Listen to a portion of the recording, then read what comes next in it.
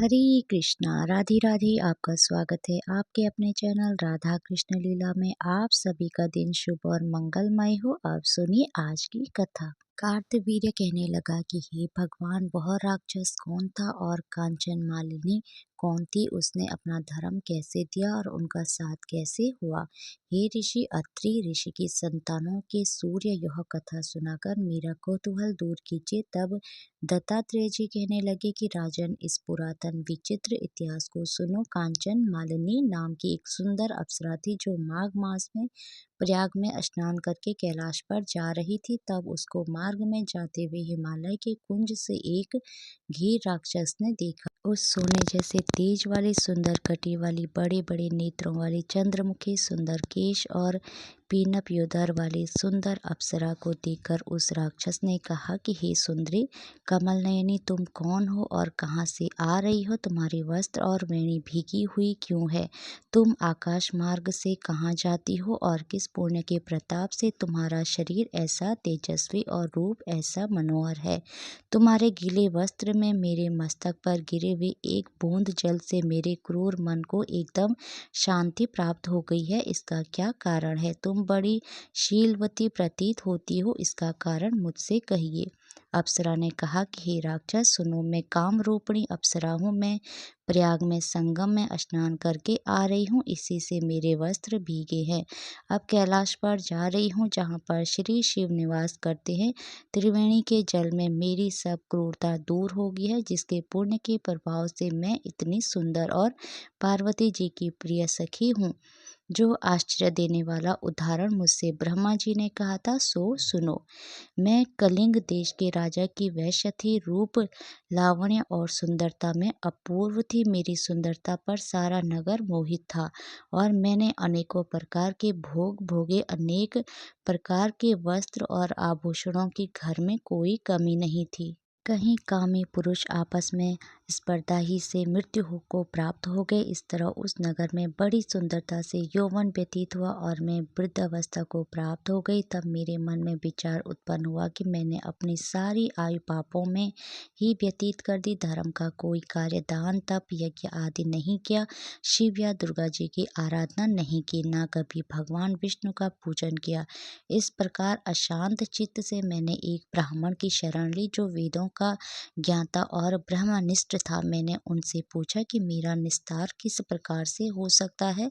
महाराज, साधु सज्जन अच्छे और बुरे सभी पर दया करते हैं, इसलिए मुझ दीन पर भी कृपया करके मुझ कीचड़ में डूबी हुई को पकड़कर उबारिए। क्षीर सागर क्या हंस को ही दूध देता था, बतख को नहीं देता? तब वह ब्राह्मण राजा का पुरोहित इन सब बातों को सुनकर मुझ पर दया करके कहने लगा कि तू ब्रह्मा के क्षेत्र प्रयाग में जाकर माघ मास में त्रिवेणी संगम में स्नान कर, परंतु मन में अशुभ क्रिया का विचार नहीं करना।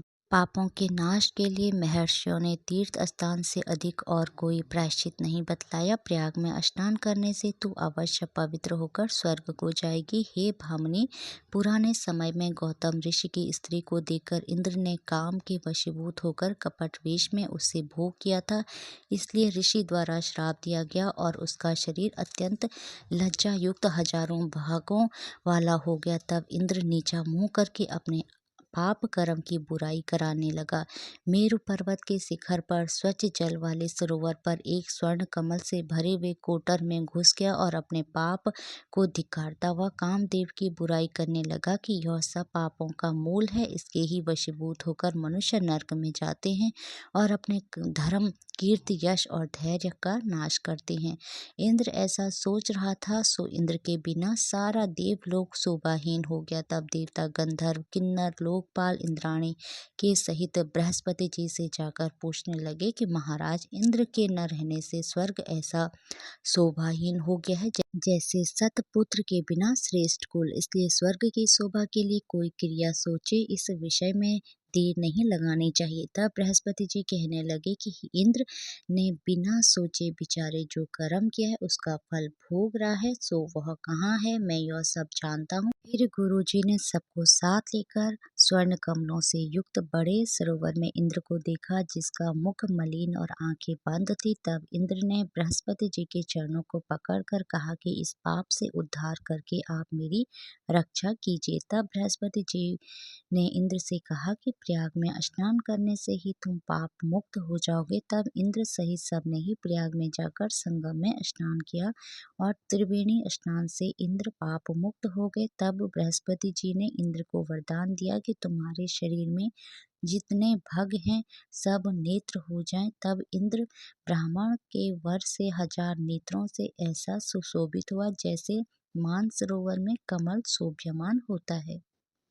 अप्सरा कहने लगी कि हे राक्षस। वह ब्राह्मण कहने लगा कि इंद्र इस प्रकार अपनी अमरावती पुरी को गया, सो हे कल्याणी, तुम भी देवताओं से सेवा किए जाने वाले प्रयाग में माघ मास में स्नान करने से निष्पाप होकर स्वर्ग में जाओगी।